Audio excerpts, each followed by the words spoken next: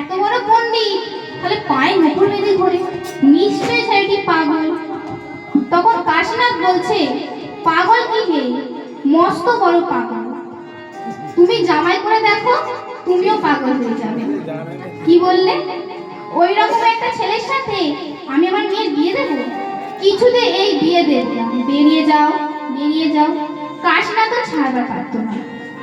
শোনো, তখন সনাতন বলছে, ও কাশীনাথ, সবই বুঝলাম, সবই জানলাম, এখন বলো তো ছেলের নাম কি, ছেলের বাবার নাম কি?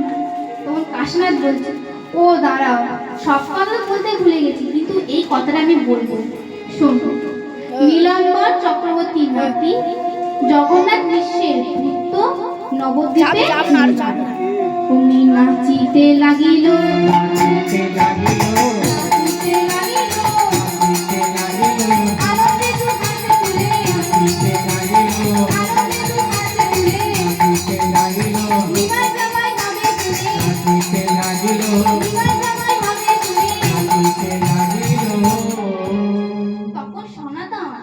কাশীনাথের হাত দুটো ধরে বলছে, এই বিয়ে হবে।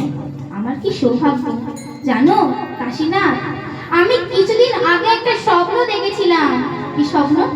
নিমাইয়ের পা ধরতে করে তার চরণামৃত পান করছি। ও কাশীনাথ, এই বিয়ে হবে। এবার কাশীনাথের সুযোগ।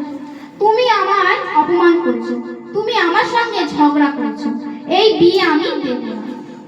আচ্ছা বেশ, কথা দিলাম, এই বিয়ে হবে, কিন্তু ঘটকের পাওনা একটু লক্ষ্য করেছো তো? আচ্ছা মায়েরা, নিমাইয়ের বিয়ের আগে আমরা একটু বৃন্দাবন থেকে ঘুরে আসি। আচ্ছা কে কে বৃন্দাবন যাবেন হাত তুলে দেখি।